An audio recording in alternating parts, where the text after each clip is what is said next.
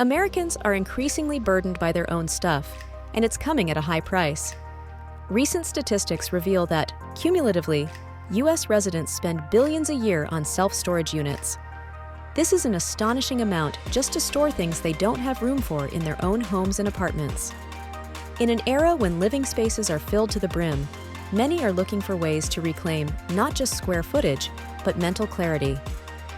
The idea of simplifying life and decluttering is more than just a seasonal fad of clearing out a messy closet or garage.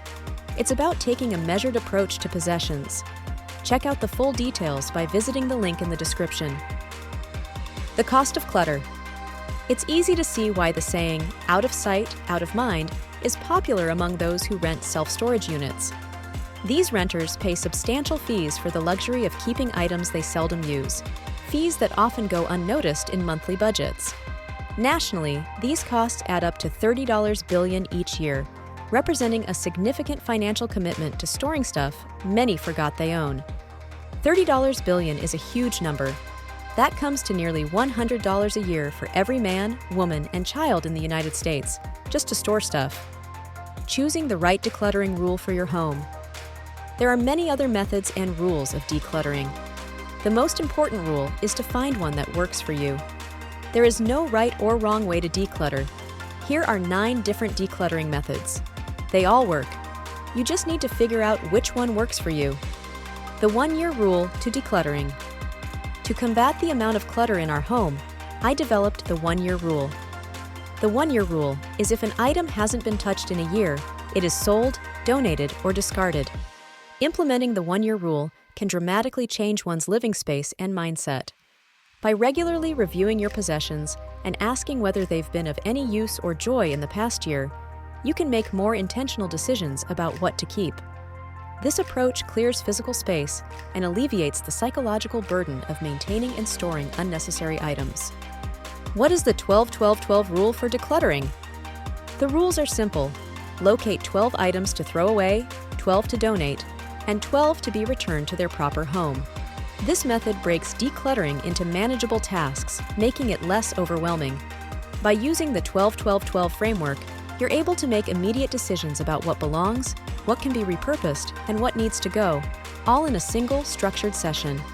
It's a quick yet impactful way to restore order to your space. What is the 90-90 rule decluttering? Have you used that item in the last 90 days?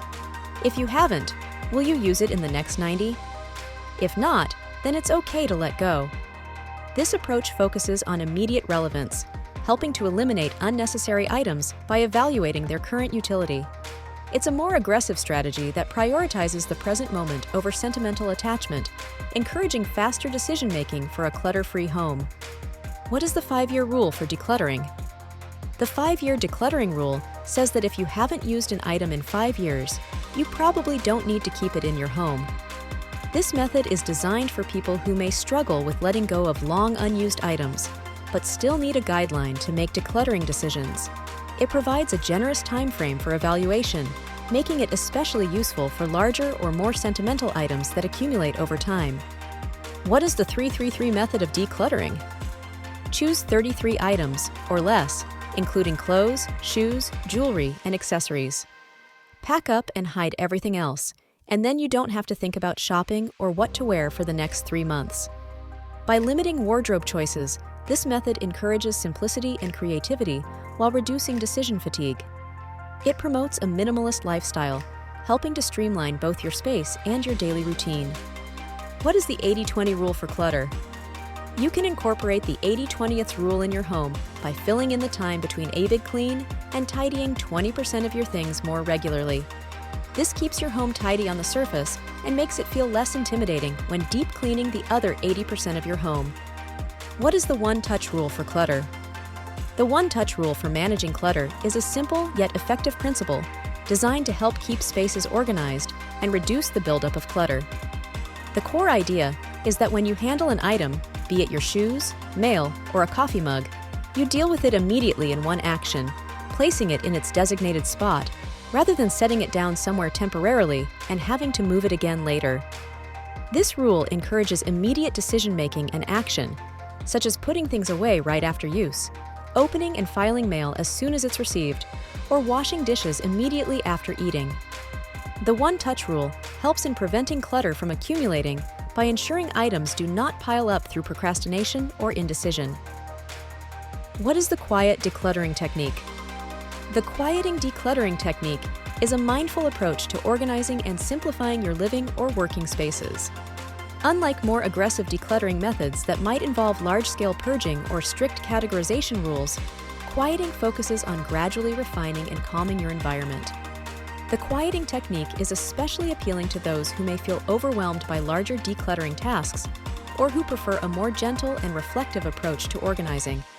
It emphasizes the journey of creating a calming environment, encouraging individuals to take their time and find joy in the process. What is the golden rule of decluttering? The golden rule of decluttering is often summed up as, keep only what brings you joy or is useful. This principle encourages individuals to evaluate their possessions based on emotional and practical criteria, promoting a living space that is both functional and joyful. The rule suggests that if an item doesn't serve a purpose or make you happy, it's probably time to let it go. This approach helps create an environment filled with meaningful and valuable items to the individual, reducing clutter and enhancing overall well-being. Originating from the KonMari method by Marie Kondo, this principle has gained widespread popularity for its simplicity and effectiveness in transforming cluttered spaces into serene, organized environments. An observation about decluttering. One thing that really stands out to me about all the different rules to decluttering is that they are all saying the same thing. If you don't use it, lose it. The only real difference is the timing. How to start decluttering? Decluttering can feel overwhelming at first, but breaking it down into steps makes it more manageable. Starting with a clear plan allows you to tackle the process thoughtfully, reducing stress and maximizing results. The key is to approach decluttering gradually, so you're not burned out and can make intentional decisions about what stays and what goes. Follow these steps to make your decluttering journey more efficient and rewarding. Before we continue with the video, take a quick moment to hit that like button and subscribe if you haven't yet. And don't forget to ring the bell for notifications so you never miss out on our latest updates. Plus, we've got some helpful resources in the description. Check them out and share your comments after you're done watching.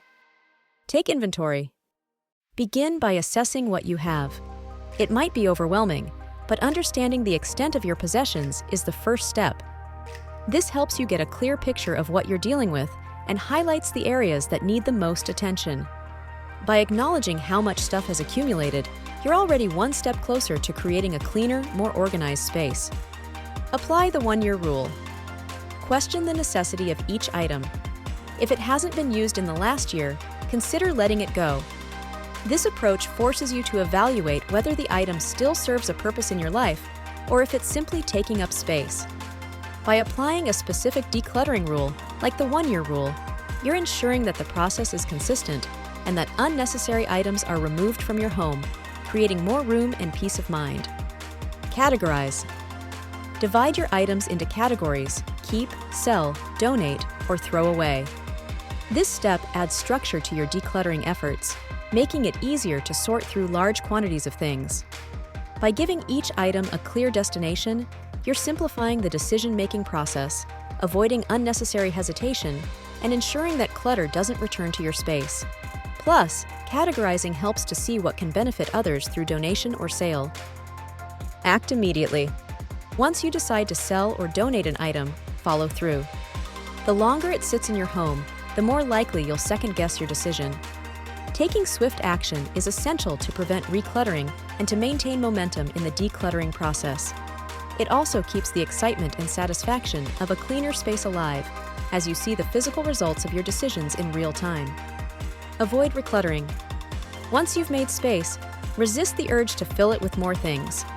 Appreciate the open, tranquil areas you've created. Decluttering is not just about removing excess items, but about adopting a new mindset toward consumption. By valuing the spaciousness you've gained, you're less likely to impulse buy or hoard things in the future, ensuring long-term success in maintaining an organized home. Practical tips for effective decluttering. Decluttering is easier when you have a clear strategy in place. These tips are designed to make decluttering less overwhelming, helping you tackle your home step by step. They also encourage mindful decision-making, ensuring that once you declutter, the results are lasting and meaningful.